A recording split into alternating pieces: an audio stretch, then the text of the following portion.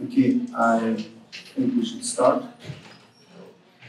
Hello, my name is Saulius. I work for Rethink Priorities, which is an organization that does research that helps affected authors to make more sound decisions about how to help more people and animals. And when I was asked to give this talk, I asked myself, how can I use it to help animals the most? I decided that instead of going in depth about one topic, I will present conclusions from many pieces of research. And these slides contain links to all of these pieces of research.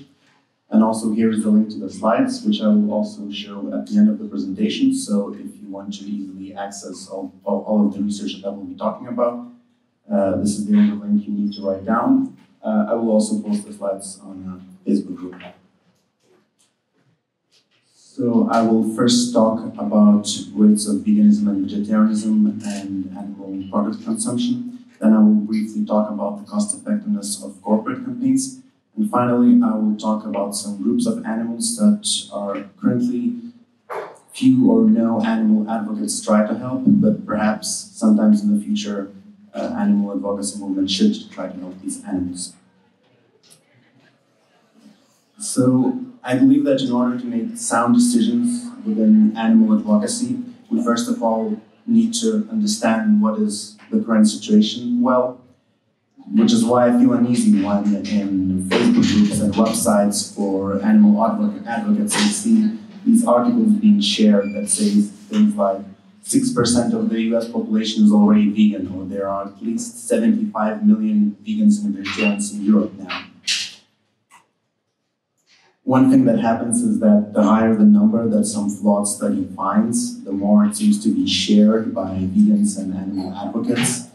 And in some cases, these articles even misrepresent the flawed studies that they cite to inflate the number of vegans and vegetarians even further.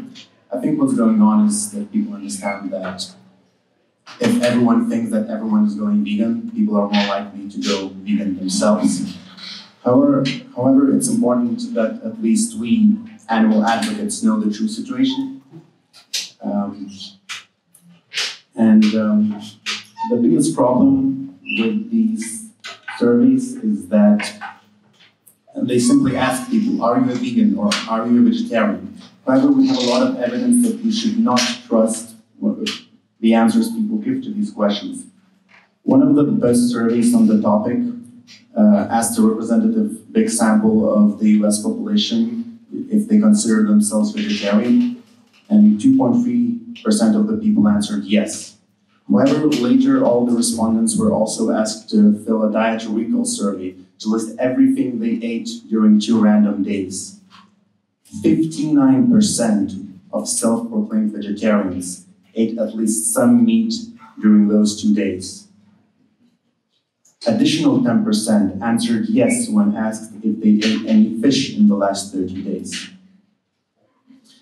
I asked a professional pollster about it, and he said this is not at all surprising. In fact, it seems that no matter what question you ask people, up to 6% people will answer yes. So in one case, he asked if people would support a ballot initiative that increases the income tax to 100% in order to dig massive holes in the middle of public streets. And still, 6% of the people answered yes, an additional 15% said they're undecided. There are a lot of things that may be happening here. So one is that some people may intentionally answer questions in the wrong way, as a joke, or because they don't want pollsters to have the right information.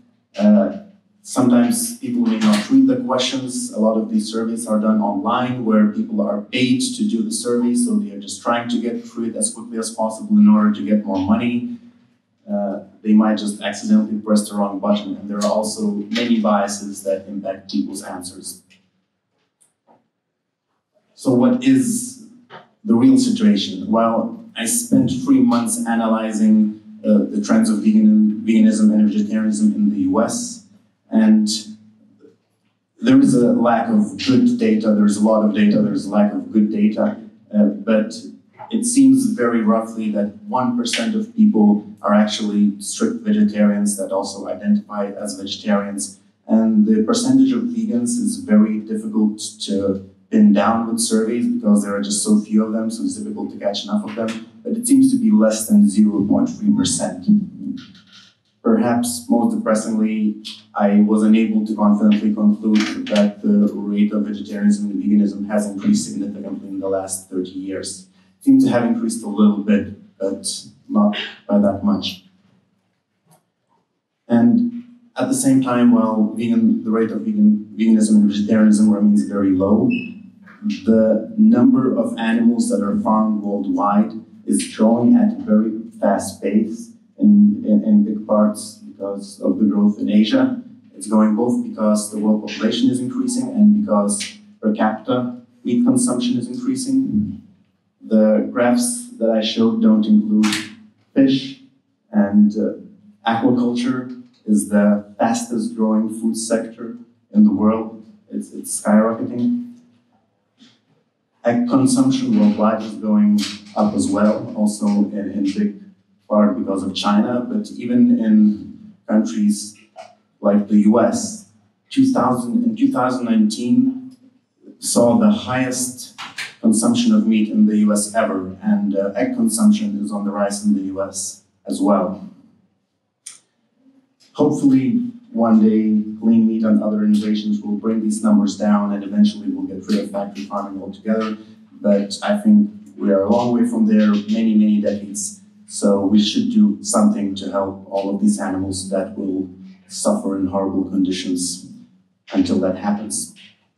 So as all of you know, one thing that is being done is welfare campaigns. Welfare reforms can be achieved by legislative campaigns and corporate campaigns. I spent 3 months estimating how cost-effective corporate campaigns for hatchery campaigns and broiler campaigns are. And I estimated that for every dollar spent until 2018 on corporate campaigns, 9 to 120 years of chicken life were affected. It's still difficult for me to wrap my head around this number. For $1, 9 years of chicken life were improved.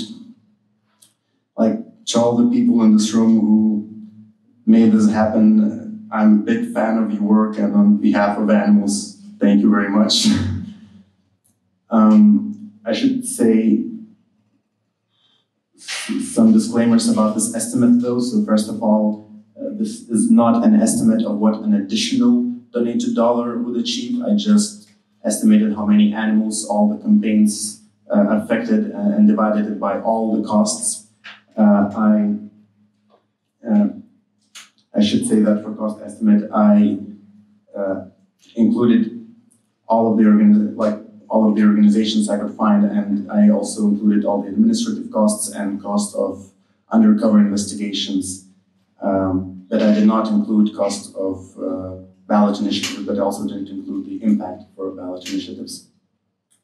Also, this is a cost effectiveness of past corporate campaigns, and in the report that is linked in the slide, the previous slide, I list many reasons why cost effectiveness in the future might be different. Also, I don't take directly into account indirect effects, which put together could be more important. So these are things like corporate campaigns impact prices, they impact consumption, they impact public opinion, etc. I also list all of these indirect effects in the report and analyze them a little bit. Yeah, I will not go into detail into this estimate, but I should say that there are many inputs here that I am uncertain about, but that's why the end result is a range rather than a concrete number. It's a 90% confidence interval for those of you who know what that means. One of the next groups that we might want to tackle with corporate campaigns are farmed fish, and there's a very good report on this by Animal Charity Evaluators. It estimates that there are 52 to 167 billion farmed fish slaughtered every year, and it's increasing, as I mentioned before.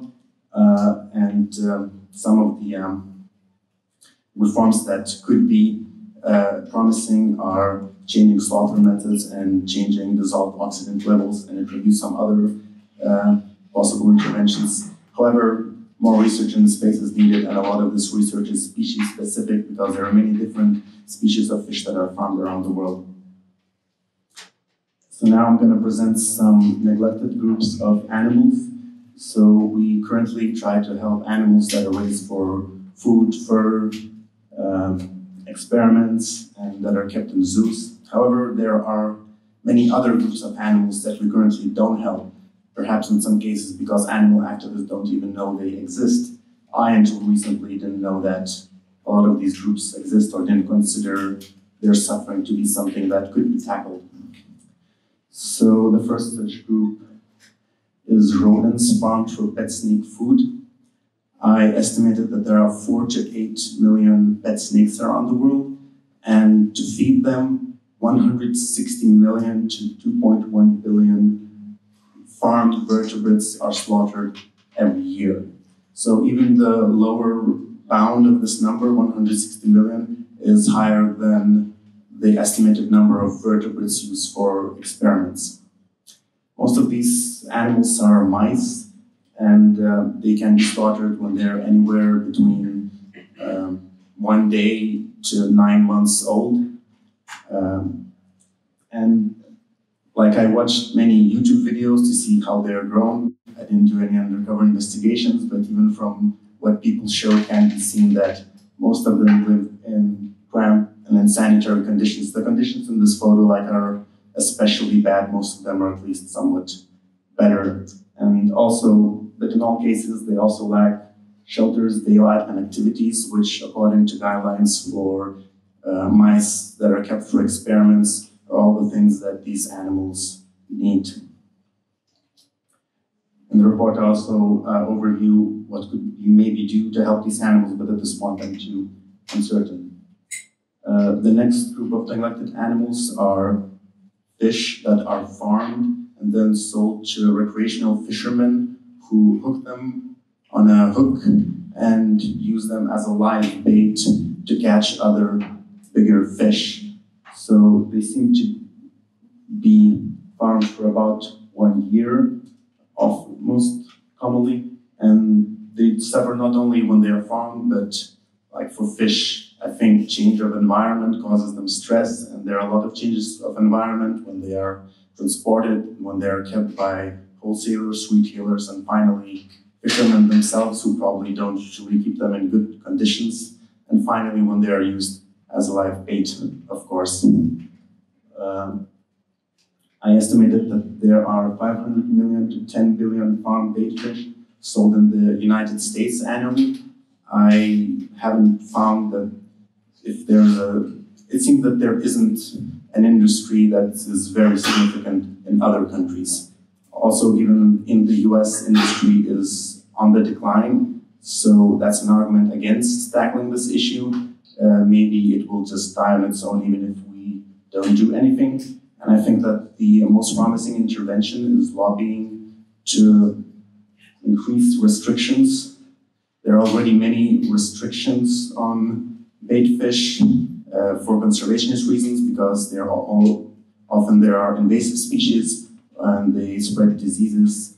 And maybe if we teamed up with conservationists, we could kill the industry. The next group of animals is fish that are raised in hatcheries in order to be released into various bodies of water. This is done for increasing the catch in commercial and recreational fisheries. So the idea is that it's very cheap to grow many individuals from egg stage to juvenile because they're so small, and then there's a hope that they will be caught later. However, for recreational fisheries, they are sometimes released when they are 1 year old or sometimes even older. And it's also sometimes done for conservation, but I don't think we should tackle that as an issue. I estimated that there are 35 to 150 billion finfish that are stocked every year. Finfish as opposed to shellfish. There are also billions of shellfish that are stocked every year. And this number is comparable to the number of farmed fish that are slaughtered for food. However, fish that are raised for fish stocking are released soon when they're younger compared to when fish farmed for food are slaughtered. I'm very uncertain what the mean age is for at the release, but I should also note that these fish also suffer after the release because they're grown in very artificial environment, which is very different from the nature. So they sometimes stress a lot and don't know how to survive and starve for days, weeks, or even up to a month. I think the most promising intervention to tackle this issue is lobbying to decrease the number of fish stocked for recreational fishermen. The next group of animals is also actually by far the biggest group of animals in terms of numbers in the world. That's invertebrates. More than 99.999% of all the animals in the world are invertebrates. And there is some evidence that some groups of invertebrates are sentient, are capable of suffering. A lot of this evidence has been summarized by a recent series of articles by Rethink Priorities, the organization I work for. One particular piece of this research is invertebrate sentience table. So here, this is only a very small fraction of this very huge table. And here for various invertebrates, it's listed which potentially consciousness indicating features they have. So for example, you can see that fruit flies move away from noxious stimuli and pay a cost to receive a reward. Of course, that doesn't prove that they are conscious, but that should increase our subjective probability of them being conscious a little bit. And just overall, when I reviewed all this evidence, it really increased my subjective probability that various invertebrates are sentient and capable of suffering. However, you don't need to be sure that invertebrates are capable of suffering in order to think that this is an issue that we should consider tackling. Even if you think there's only 1% probability that invertebrates can suffer, the suffering of all the invertebrates on planet Earth would still be immense and would still be a problem that we maybe should not ignore. At this point, the intervention that is needed by far the most is research. We know very little about this issue. We know very little about which invertebrates can suffer and which not. So I'm not saying intervene right now.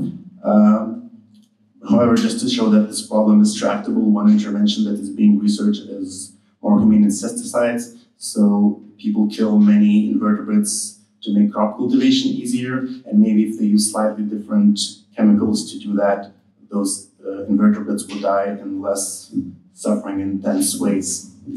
Also, some people think that the future of food is insect farming, which would be horrible if insects can suffer because multiple animals would have to be farmed for a single bite of food. However, most of the invertebrates live in the wild, which leads to the next group of neglected animals that we should maybe consider helping after we do a lot more research, and that is wild animals. Just because these animals are free from human-induced suffering doesn't mean that they're free from suffering altogether. So they suffer due to many natural causes like lack of food, diseases, predators, injuries, parasites. Like if in the nature they get an injury, they have to live through it, they have to run away from predators with it. And many animals, many species of animals also have many offsprings per parent, like tens or hundreds of thousands, in some cases even millions. So those of them who get to hatch, like vast majority of them die soon after birth because if population is to remain stable, only one per parent will survive until adulthood, until they have children of their own. So others died of hunger or eaten alive by predators.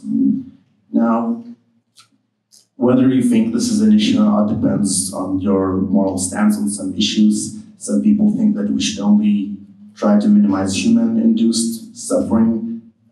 However, some think that, well, we already intervene into nature in so many ways, and perhaps in addition to caring about human concerns and the health of the ecosystems, we should also care about welfare of individual animals, which, by the way, is not the same as the health of ecosystems. Here I'm talking about the kind of suffering that has been happening long before humans came into existence, and it's still happening in both healthy and unhealthy ecosystems.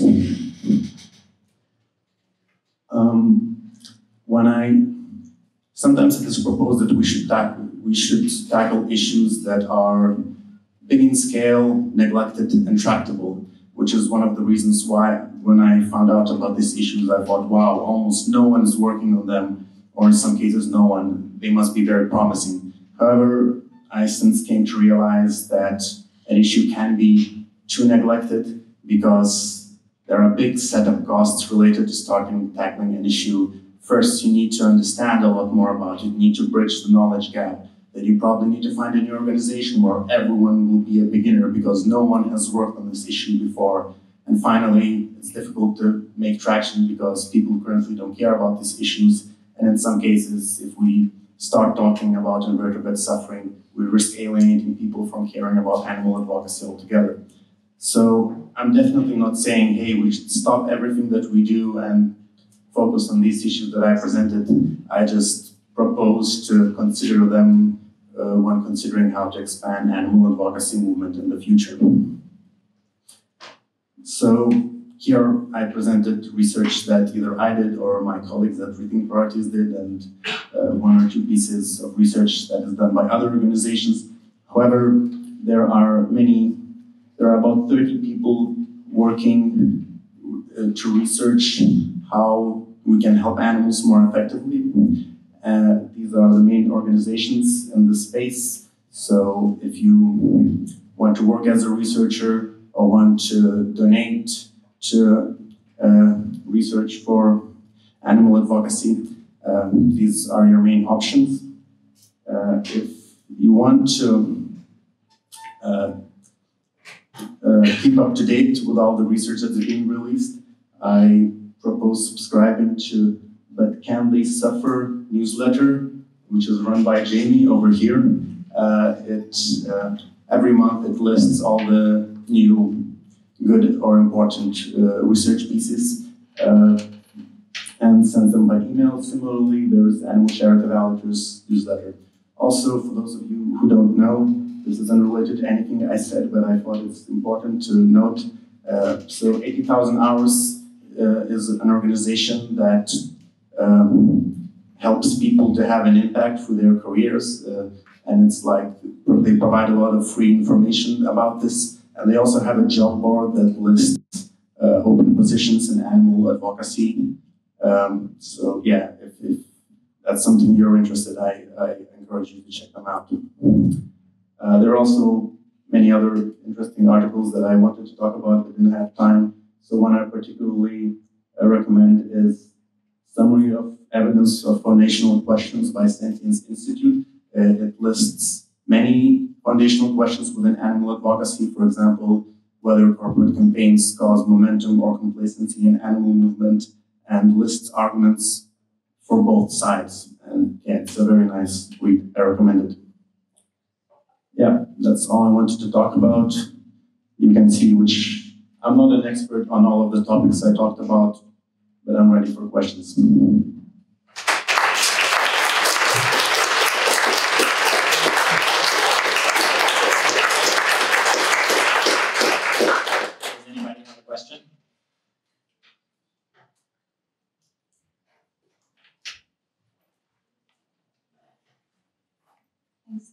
Yeah, hi. I just wanted to ask about the slide where you said that for every dollar there's 9 or 120 years of chicken life improved. Sorry about that.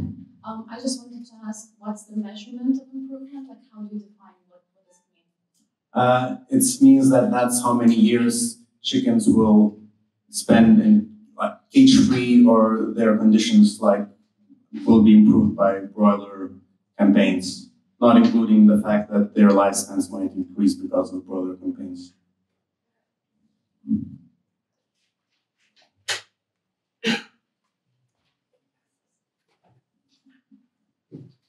Thank you for a great and informative talk.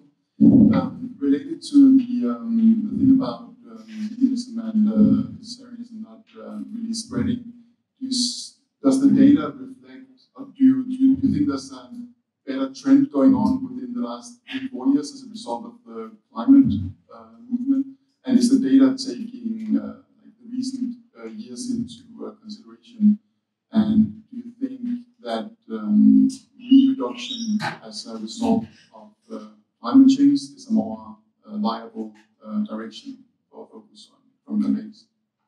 Yeah, that's a good question. I did an analysis a year ago, and it depends on some studies that are...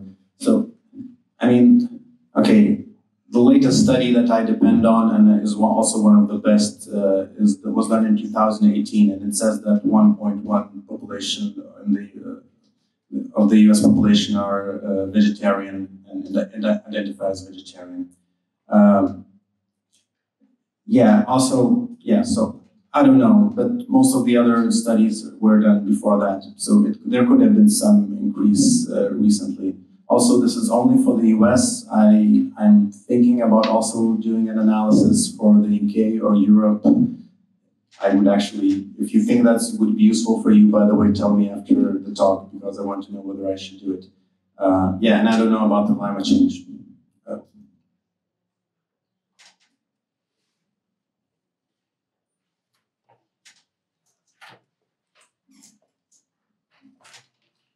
Thank you for the presentation. So, a question regarding invertebrates. Did you also look at mollusks, like oysters and similar?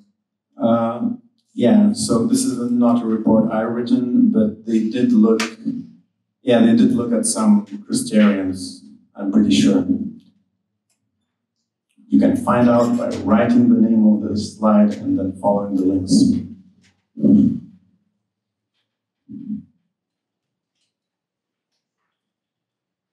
Okay, then, thank you very much for your talk.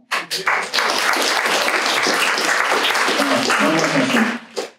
Thank you. Also, thank you for the talk.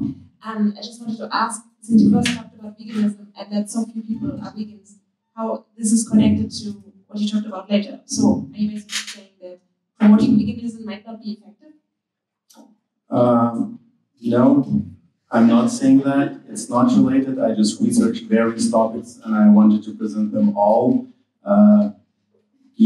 There is a good survey that is, I also link here, a good analysis of leafleting, of vegan leafleting by animal charity developers, and that suggests that that is not effective, but I'm not saying anything about other forms of, and I'm also not that sure about leafleting either.